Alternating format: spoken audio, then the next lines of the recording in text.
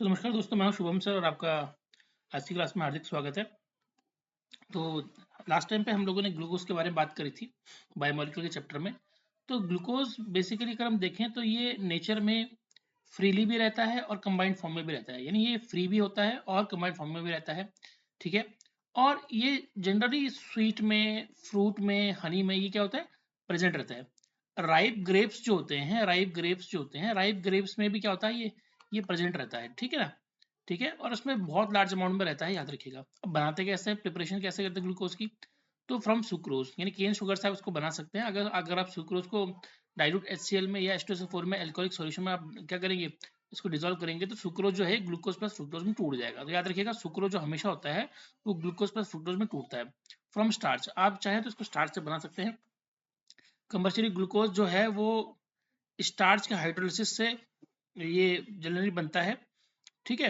और अगर आप देखेंगे तो इसमें आपको H2SO4 का यूज करना पड़ेगा। तो जो आपका स्टार्च होगा, अगर आप उसको हाइड्रोलिसिस यानी वाटर से रिएक्ट करते हैं, तो ये आपका n नंबर ऑफ ग्लूकोज में टूट जाएगा।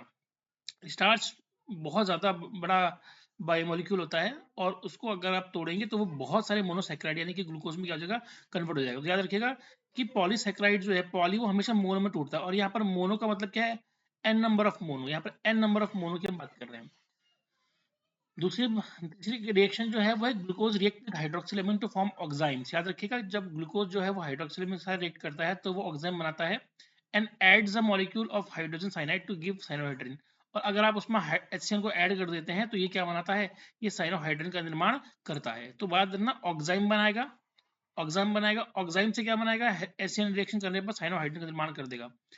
अब ग्लूकोज जो होता है, अगर हम देखें तो अगर आप इसको ऑक्सीडाइज करते हैं यानी ऑक्सीजन के साथ इसकी रिएक्शन करवाते हैं, तो ये कार्बन कार्बोक्सिलिक एसिड या ग्लूकोनिक एसिड का निर्माण कर देता है। यहाँ पर आप देख सकते हैं कि ये ग्लूकोज है, आपने Br2 वाटर के साथ इसका रिएक्शन करवाया, ब्रोमीन वाटर से रिएक्शन करवाया, और ये आपको ग्लूकोनिक एसिड दे रहा है। तो यहाँ ऑक्सीडेशन करेंगे तो आपको याद रखिएगा कि ऑक्सीडेशन में हमेशा ये क्या करेगा, ये एसिड आपको देगा। तो ऑक्सीडेशन में याद रखिएगा कि जब भी आप ग्लूकोज का ऑक्सीडेशन करेंगे तो ये ऑक्सीडेशन में हमेशा क्या देगा, एसिड देगा आपको। और मुख्य रूप से कौन सा एसिड देगा, कार्बोक्सिलिक एसिड देगा। कौन सा एसिड देगा, कार्बोक्सिलिक एसिड देगा। ठीक है। ठीक है। अच्छा, नेक्स्ट है acetylation of glucose with acidic anhydride. जब आप एसिडिक एनहाइड्राइड के साथ ग्लूकोज को रिएक्ट कराते हैं तो ये ग्लूकोज पेंटा एसिटेट, ये ग्लूकोज पेंटा एसिटेट को देता है। ठीक है। ये क्या करता है, पेंटा एसिटेट को ये आपका देता है, ग्लूकोज पेंटा एसिटेट को ये करता है, देता है। ठीक है। अब इसको याद रखिएगा आप लोग, इसको याद रखिएगा आप लोग कि जो पेंटा एसिटेट है वो दर्शाता है इसमें कि क्या है, 5OH ग्रुप है। तो मतलब अगर आप यहाँ पर देखेंगे तो अगर आपसे किसी ने पूछ लिया कि पेंटा एसिडेट फॉर्मेशन जो होता है ये असल में दर्शाता क्या है, ये दिखाता क्या है, तो ये दिखाता है OH ग्रुप। और कितने OH ग्रुप, ये 5OH ग्रुप को दिखाता है, इसको याद रखिएगा। ठीक है। अगला पॉइंट अगर हम देखेंगे, अगर आप इसको नाइट्रिक एसिड के साथ ऑक्सीडाइज करते हो, किसको, ग्लूकोज को, तो ये ग्लूकोनिक एसिड तो देगा ही देगा, लेकिन डाइकार्बोक्सिलिक एसिड और सैकरिक एसिड भी क्या करेगा, ये आपको दे देगा। तो यहाँ देखिए, अगर आप देखिए oxidation of nitric acid with glucose, आपने ग्लूकोज को नाइट्रिक एसिड में ऑक्सीडाइज करा तो ये सैकरिक एसिड देगा, और अगर आपने ग्लूकोनिक एसिड को भी ऑक्सीडाइज करा तो भी क्या है, सैकरिक एसिड देगा। तो यहाँ पर ग्लूकोज हो, चाहे आपको ग्लूकोज हो, चाहे आपको ग्लूकोनिक एसिड हो, चाहे आपको ग्लूकोज हो, चाहे आपको क्या हो, ग्लूकोनिक एसिड हो, ये दोनों जब भी ऑक्सीडाइज होंगे तो ये सैकरिक एसिड आपको देंगे। ठीक है। The exact spatial arrangement of different OH group was given by Fisher after studying many other properties। तो यहाँ पर याद रखिएगा कि जो इसका अरेंजमेंट यहाँ पर हमें देखने को मिलता है, ये फिशर के द्वारा दिया गया था। कॉन्फ़िगरेशन 1 में देखें, कॉन्फ़िगरेशन 2 में देखें, 3 में देखें, तो यहाँ पर आपको जो कॉन्फ़िगरेशन यहाँ पर नजर आ रहा है, ये अरेंजमेंट जो है ये फिशर के द्वारा दिया गया था। ठीक है। तो पहले पे तो आप देख ही सकते हैं कि पहले पे आपको ग्लूकोज दे रखा है, ग्लूकोज के बाद अगर आप देखेंगे तो ग्लूकोनिक एसिड आपको दे रखा है, और ग्लूकोनिक एसिड के बाद अगर आप देखेंगे तो सैकरिक एसिड जो है ये आपको दे रखा है। तो रिप्रेजेंटेशन अगर आपको कभी करनी हो तो रिप्रेजेंटेशन आप ऐसे ऐसे कर सकते हैं। ये रिप्रेजेंटेशन जो है फिशर के द्वारा दिया गया है, इसी को हम बोलते हैं फिशर प्रोजेक्शन। इसी को हम क्या बोलते हैं, फिशर प्रोजेक्शन बोलते हैं। तो फिशर प्रोजेक्शन के माध्यम से आप क्या कर सकते हो, इनके स्ट्रक्चर को क्या कर सकते हो, शो करा सकते हो। तो देखिए आसान है ना, एल्डिहाइड ग्रुप इसमें होता है, ग्लूकोज में होता है, अगर ये फ्रुक्टोज होता तो कीटोनिक ग्रुप होता। अब यहाँ पर देखिए जब आपने इसका ऑक्सीडेशन करवाया तो इसके ऑक्सीडेशन करवाने पर आपको क्या मिला, आपको कार्बोक्सिलिक एसिड मिला। तो जब एक है कार्बोक्सिलिक एसिड, ध्यान रखो यहाँ पर इस बात को ध्यान रखो, जब एक है तो ग्लूकोनिक एसिड, जब दो है ऊपर भी और नीचे भी तो आप इसको क्या बोलते हैं, सैकरिक एसिड बोलते हैं। क्या बोलते हैं, सैकरिक एसिड बोलते हैं। तो भाई ये अरेंजमेंट जो होता है OH ग्रुप का, ये OH ग्रुप जो है ऑक्सीडेशन करवाने के बाद क्या बन जाते हैं, COOH में कन्वर्ट हो जाते हैं। तो OH का ही ऑक्सीडेशन किस में कन्वर्ट होता है, COH में होता है। अब किस पोजीशन पे वो लग रहा है या कहाँ पर वो हो रहा है ओपनली, इसी आधार पे ऑक्सीडेशन के बाद हमें जो एसिड मिलते हैं वो डिफरेंट काइंड ऑफ एसिड हमें मिलते हैं। अब बात करते हैं कॉन्फ़िगरेशन ऑफ मोनोसैकेराइड की, कि मोनोसैकेराइड का जो कॉन्फ़िगरेशन है वो किस प्रकार से होता है। ठीक है, तो भाई मोनोसैकेराइड की कॉन्फ़िगरेशन में आपको लोवेस्ट एसिमेट्रिक कार्बन एटम को देखना होता है। ठीक है, अब अगर आप प्लस ग्लूकोज में देखोगे तो OH वाला जो कार्बन है ये लोवेस्ट एसिमेट्रिक कार्बन है। ठीक है, यहां पर, और यहाँ पर आप ग्लिसराइड में देखोगे तो लोवेस्ट वाला OH वाला आपको यहाँ पर मिल जाएगा, ये आपको OH मिल जाएंगे।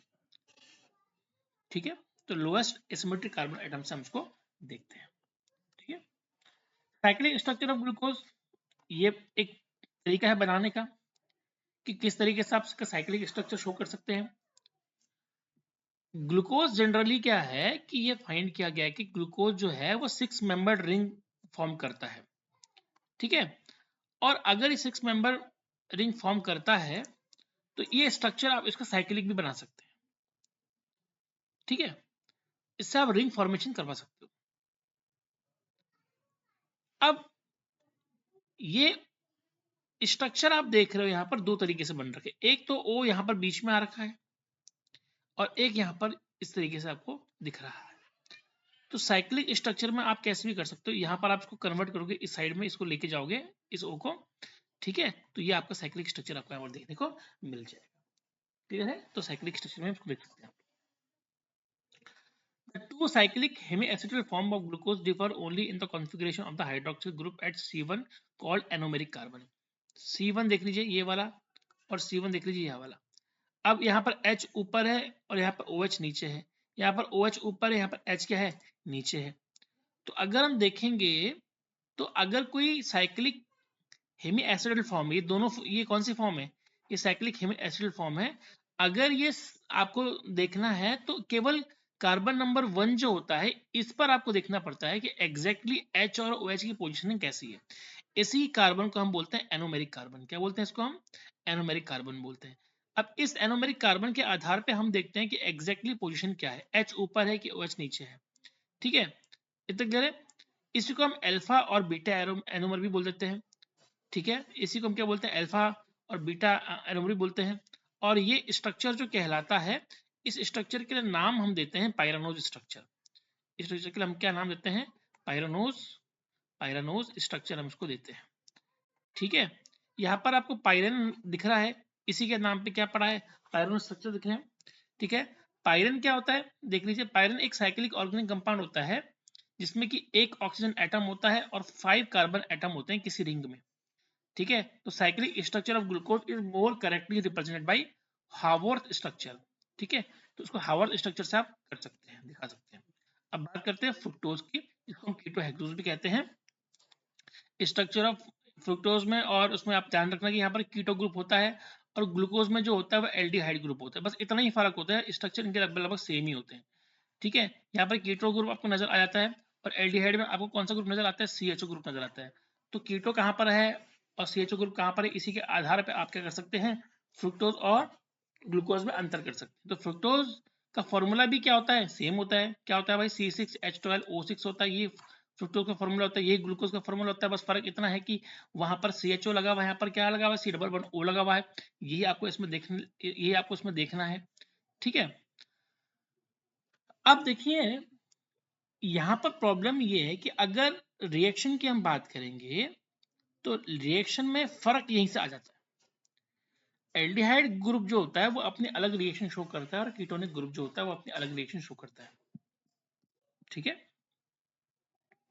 अब थोड़ा बहुत ध्यान रखने वाली बात ये है कि it belongs to D series, dextro rotatory होता है। ठीक है, it belongs to D series and sorry, it belongs to D series and is a laevo rotatory compound. Sorry है, ये क्या होता है, लीवो रोटेटरी कंपाउंड होता है। It is apparently written as D minus. अब यहाँ पर एल्डिहाइड में डी प्लस हम देखते हैं, डेक्स्ट्रो रोटेटरी, और यहाँ पर हम क्या देख रहे हैं, डी माइनस लीवो रोटेटरी। तो भाई ध्यान रखना है कि जो ग्लूकोज होता है वो डेक्स्ट्रो रोटेटरी होता है, और ये यहाँ पर क्या होता है, हमारे पास क्या होता है, लीवो रोटेटरी होता है। अब यहाँ पर भी इसकी साइक्लिक फॉर्म आपको दिख रही है जैसे कि आपने वहां पर देखा था, और यहीं पर भी आपका जो कार्बन नंबर 5 है उसी का ट्रांसमिशन हो रहा है। ठीक है, तो कार्बन नंबर 5 में यहाँ पर हो रहा है, वहां पर भी कार्बन नंबर 5 में हो रहा है। ठीक है, और इसका एग्जाम्पल क्या है, फ्यूरेन। यहाँ पर आपको फ्यूरेन का स्ट्रक्चर दिख रहा है। Furan is a 5 member cycle होती है with 1 oxygen and 4 carbon atom आपको यहाँ पर दिख रहे हैं, फ्यूरेन की तरह यहाँ पर आप इसको देख सकते हैं। इसीलिए इसी नाम पे रखा गया है, इसको क्या बोलते हैं, फ्यूरानोज स्ट्रक्चर। इसको नाम क्या बोलते हैं, फ्यूरानोज स्ट्रक्चर। इससे पहले हम लोगों ने देखा था कि यहाँ पर भी हमें स्ट्रक्चर सेम दिख रहा था, तो हमने इसका नाम पायरानोज रखा था। पायरिन का स्ट्रक्चर था, तो उससे हमने पायरानोज रखा था। अब ये क्या स्ट्रक्चर है, फ्यूरिन का है, तो इसका नाम हमने क्या रखा है, फ्यूरानोज स्ट्रक्चर रखा हुआ है। ठीक है, क्योंकि फ्यूरिन से ये सिमिलर रखता है। यहाँ पर हावर्थ स्ट्रक्चर आपको नजर आ रहा है, और हावर्थ स्ट्रक्चर जो होते हैं वो साइक्लिक स्ट्रक्चर होते हैं। ठीक है, हावर्थ स्ट्रक्चर जो होते हैं वो कैसे होते हैं, वो साइक्लिक स्ट्रक्चर होते हैं। यहाँ पर आपको दिख रहा है कि किस तरीके से, यहाँ पर भी डिपेंड जो करता है, यहाँ पर भी डिपेंड जो करता है, अगर आप ध्यान देखेंगे तो कार्बन नंबर 2 की पोजिशनिंग में अगर आप देखेंगे तो वो डिपेंड कर देता है।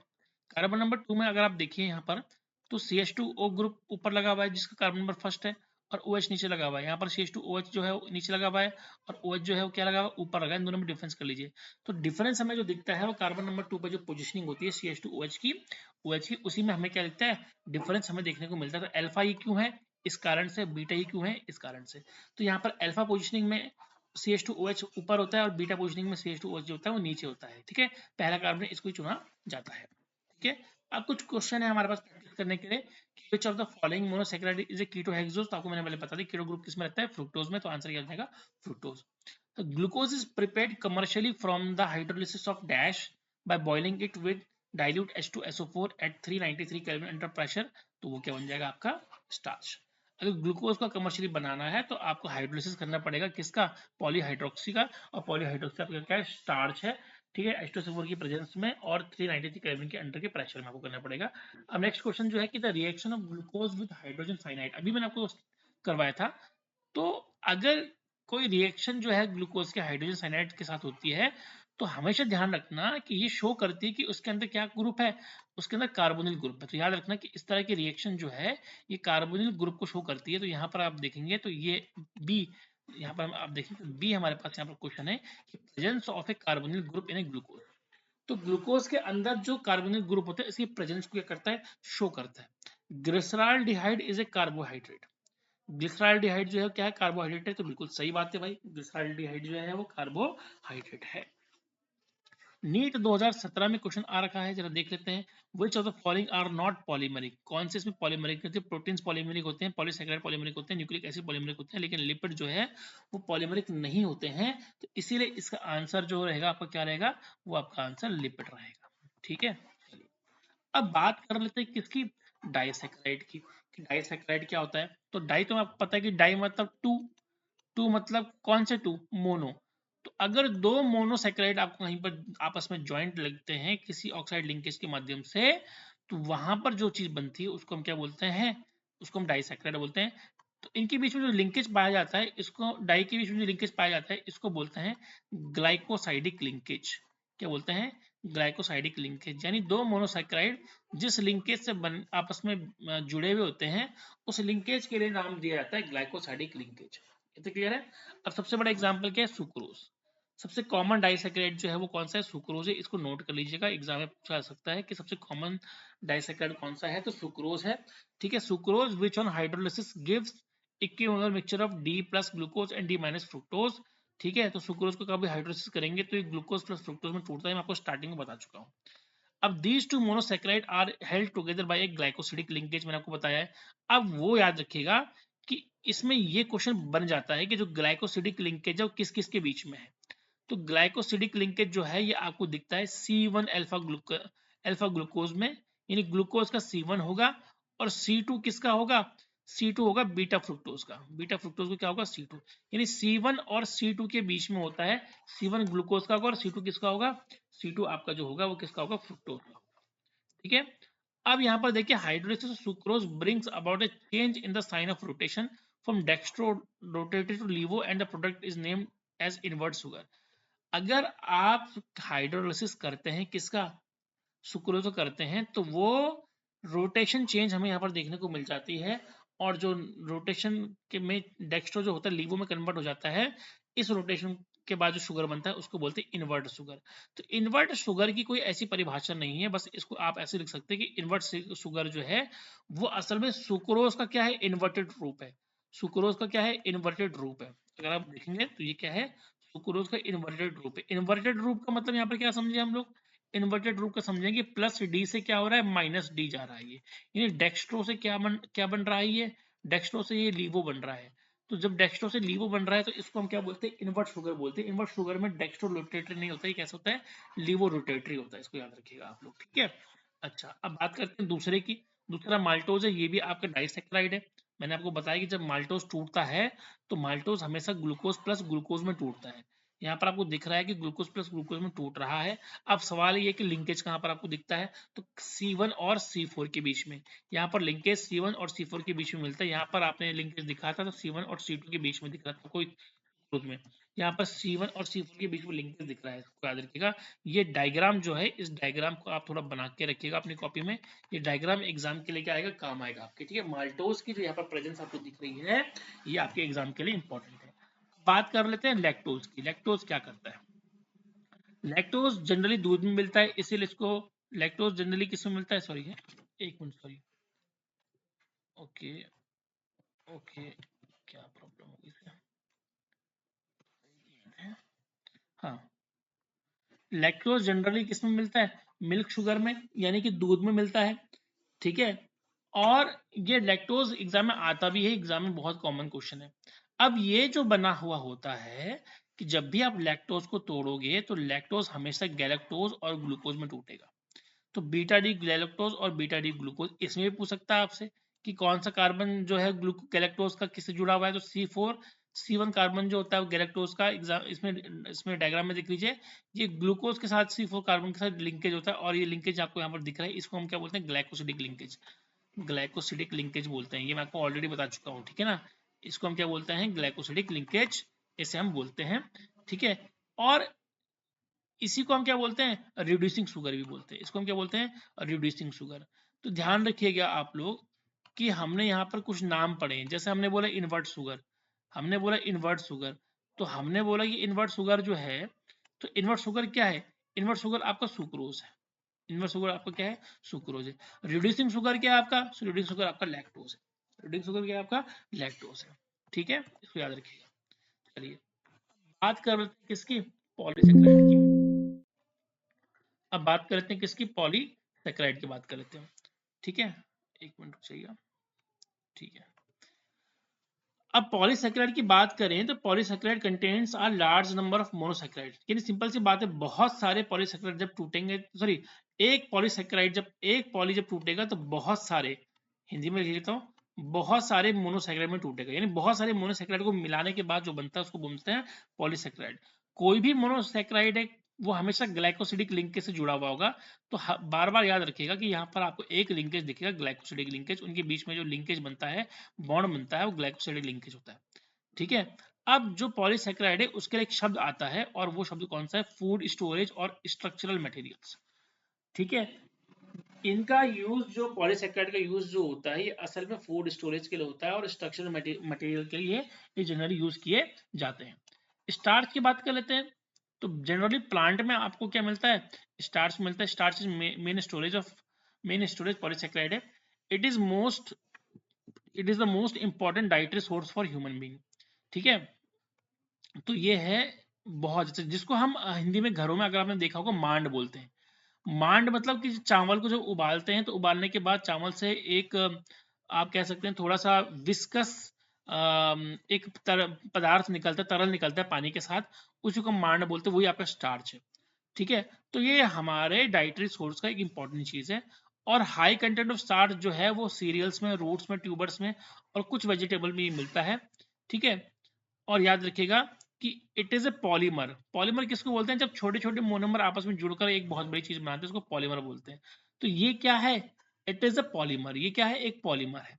और इस पॉलीमर में अल्फा ग्लूकोज बने हुए रहते हैं और इसमें दो कंपोनेंट आपको मिलते हैं, एक है अमाइलोज, पहला कौन सा? अमाइलोज, और दूसरा है अमाइलोपेक्टिन। इसमें दो चीज मिलती है, अमाइलोज मिलता है और अमाइलोपेक्टिन मिलता है। अमाइलोज जो है वो हॉट वाटर सोल्यूबल कंपोनेंट होता है, बहुत ज्यादा इसमें आप देख सकते हैं कि बहुत हॉट वाटर सोल्यूबल कंपोनेंट होता है, which consist of about 15 to 20% of starch. Amylose में लगभग 15 से 20% स्टार्च होता है।